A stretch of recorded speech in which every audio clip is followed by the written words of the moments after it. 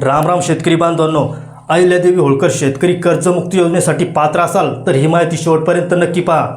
राज्य सरकारकडून अहिल्यादेवी होळकर शेतकरी कर्जमुक्ती योजनेअंतर्गत पात्र शेतकऱ्यांच्या कर्ज खात्यात मोठ्या प्रमाणात रक्कम जमा करण्याची प्रक्रिया लवकरच सुरू होत आहे।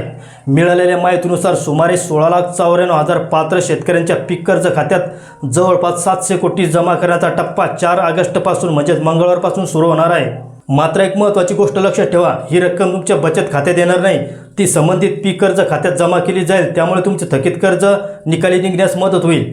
ज्या शेतकऱ्यांनी आधार पडताळणी, बँकेची माहिती आणि इतर आवश्यक प्रक्रिया पूर्ण केली आहे त्यांना त्या टप्प्यात लाभ मिळू शकतो। मित्रांनो, सुमारे 94,000 प्राप्तिकर भरणारे शेतकरी या योजनेसाठी अपात्र ठरलेले आहेत। ज्या शेतकऱ्यांनी आधार प्रमाणीकरण केलेले आहे, ई-केवायसी पूर्ण केलेले आहे, त्यांच्याच खात्यावर प्रथम लाभाची प्रक्रिया ही सुरू होणार आहे। बऱ्याच शेतकऱ्यांचे नाव कर्जमाफीच्या यादीमध्ये आलेले नाही, त्यामुळे शेतकऱ्यांना थोडी शंका वाटत आहे की आपले नाव कर्जमाफीच्या यादीमध्ये येईल का।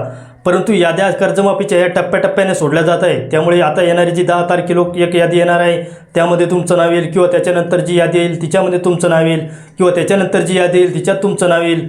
त्याच्यामुळे निःशंकच काही घाबरून जायचं काम नाही। मित्रांनो, ही माहिती उपयुक्त जर वाटली असेल तर हा व्हिडिओ इतर शेतकरी बांधवांपर्यंत नक्की पोहोचवा आणि अशाच शेती आणि सरकारी योजनांच्या अचूक माहितीसाठी आपल्या पेजला फॉलो करा। जय जवान जय किसान।